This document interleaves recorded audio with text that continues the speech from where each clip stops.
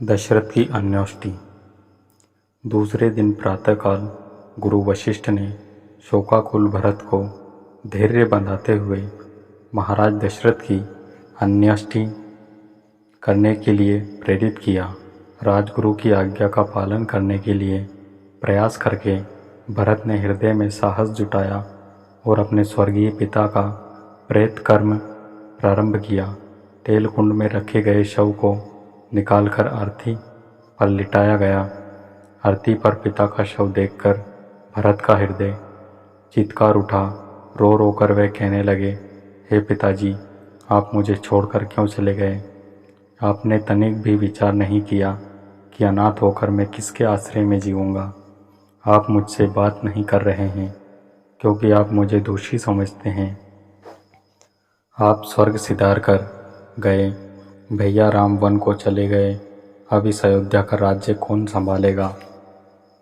भरत को इस प्रकार विलाप करते हुए देख महर्षि वशिष्ठ ने कहा, वत्स, अब शोक त्याग कर महाराज का प्रेत कर्म आरंभ करो।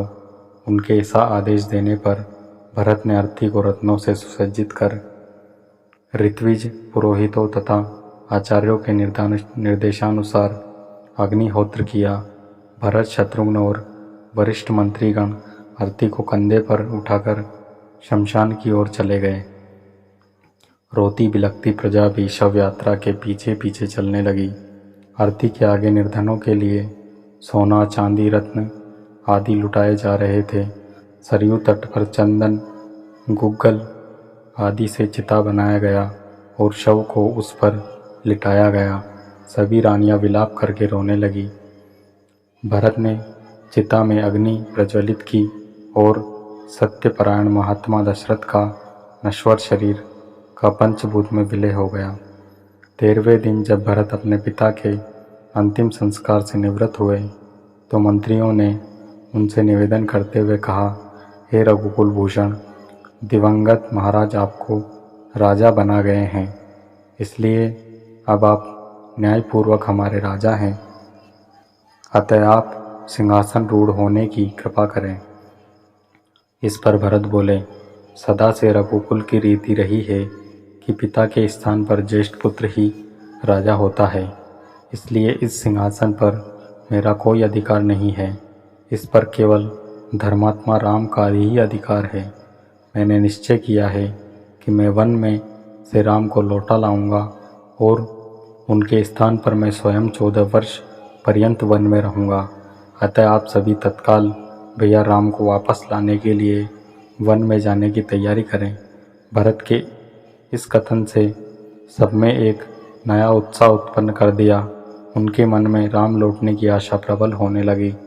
समस्त तैयारियां पूर्ण होने पर भरत, शत्रुघ्न, तीनों माताएं, मंत्रीगण, दरबारी आदि चतुरंगिणी सेना के साथ वन की ओर चले।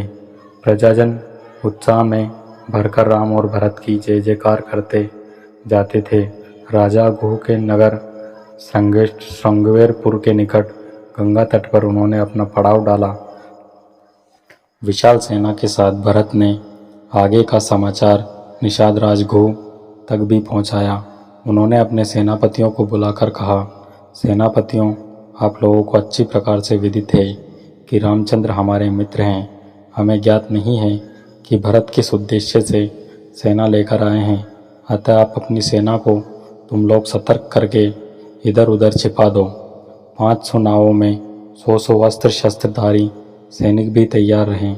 यदि भरत राम के पास निष्कपट भाव से जाना चाहते हैं तो जाने दो, अन्यथा उन सबको मार्ग में ही मृत्यु के मुख में पहुंचा दो।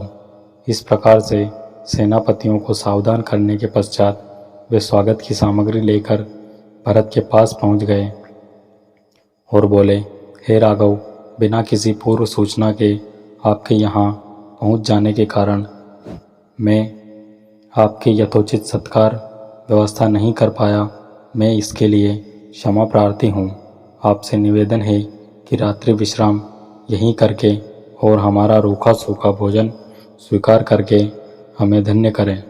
गुह के प्रेम युक्त वचनों को सुनकर भरत ने कहा, हे निषादराज, मैं ऋषि भरद्वाज के आश्रम में जाना चाहता हूँ क्योंकि भैया राम वहीं गए हैं आपकी मुझ पर बड़ी कृपा होगी यदि आप मुझे कुछ पथ प्रदर्शन प्रदान करें।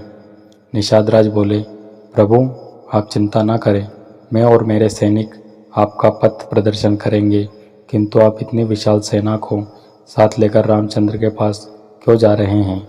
निषाद के हृदय की शंका का अनुमान कर भरत बोले, निषाद राज, मैं भैया राम को वन से लौटाकर उनका राज्य उन्हें सौंपना चाहता हूँ, क्योंकि वे मेरे बड़े भाई और पिता के तुल्य हैं। मेरे इस कार्य के लिए मेरी माताएं और मंत्री आदि भी मेरा साथ दे रहे हैं। भरत के वचन सुनकर गुह को संतोष हुआ। समस्त जनों सहित भरत ने वहीं रात्रि विश्राम किया। प्रातःकाल गुहराज की आज्ञा से गंगा के किनारे पर सैकड़ों नौकाओं का प्रबंध कर दिया गया और उनमें सवार होकर सब गंगा पार उतर गए। वे सभी महर्षि भरद्वाज के आश्रम में पहुँचे। उनका यथोचित सत्कार करने के पश्चात महामुनि ने भरत से वन में आगमन का कारण पूछा। भरत ने हाथ जोड़कर कहा, महामुने, मैं अपने भैया राम का दास हूँ। मेरी माता कैकेयी ने जो कुछ किया है मैं उसके सर्वथा विरुद्ध हूँ। मैं भैया राम के पास जाकर उनसे क्षमा याचना करना चाहता हूँ। मैं उनसे अयोध्या लौटने की प्रार्थना करना चाहता हूँ कि वे वापस लौटकर अपना राज्य संभालें।